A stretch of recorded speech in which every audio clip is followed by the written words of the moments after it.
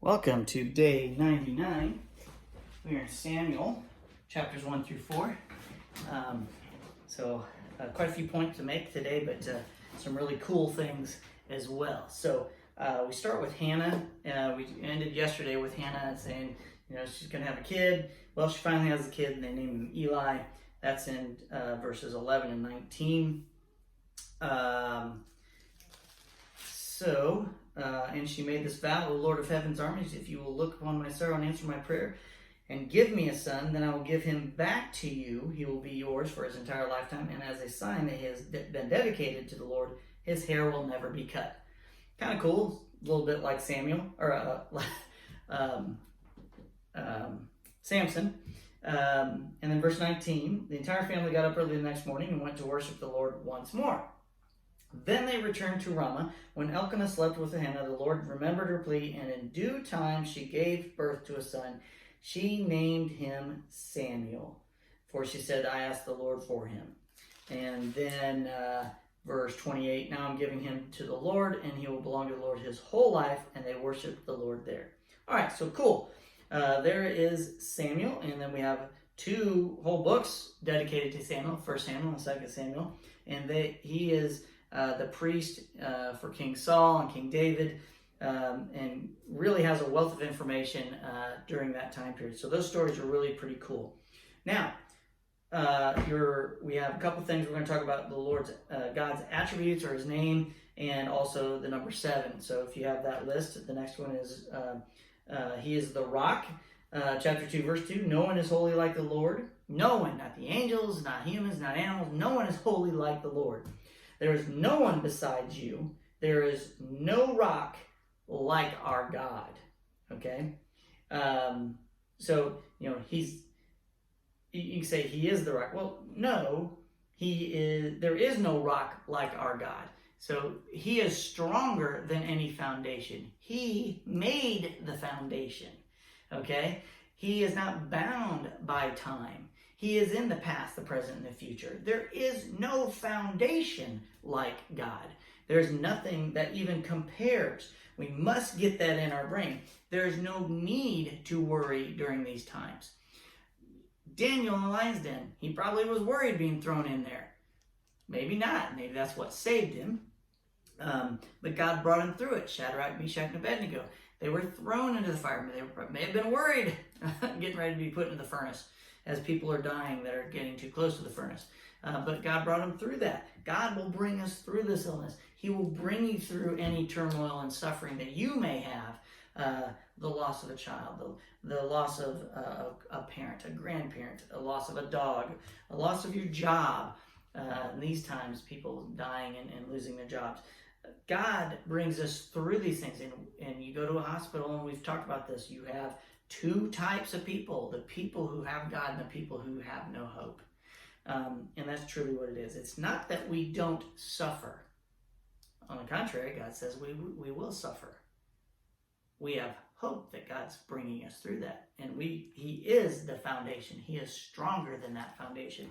And that's what gets us through those things. The next, we have the number 7. So in your list, the number 7 in verse 5, chapter 2.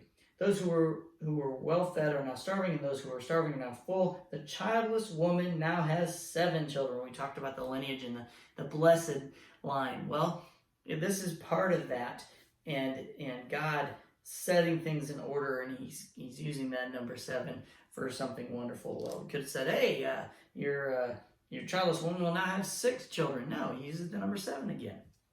What a wonderful thing.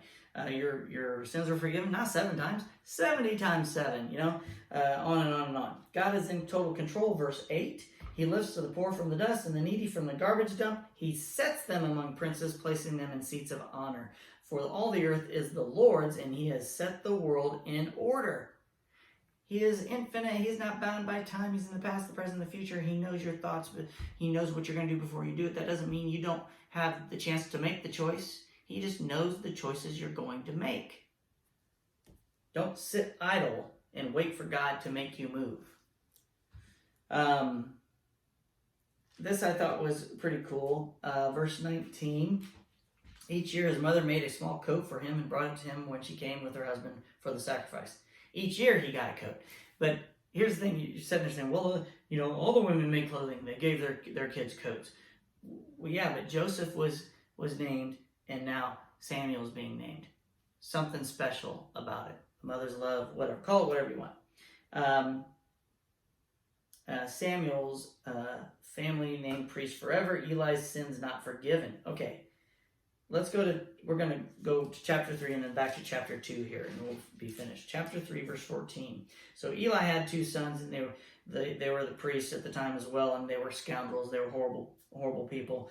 But the problem is, Eli's the dad, and he didn't discipline him, or didn't discipline him enough. That's a sin in itself when we don't parent, which is hard considering we don't really have a manual. This is our manual, and it does tell us to discipline our children. Some people discipline too much, and that's a sin. Verse 14, so I have vowed that the sins of Eli and his sons will never be forgiven by sacrifices or offerings. Now that's the key point, by sacrifices and offerings. Maybe there's something else.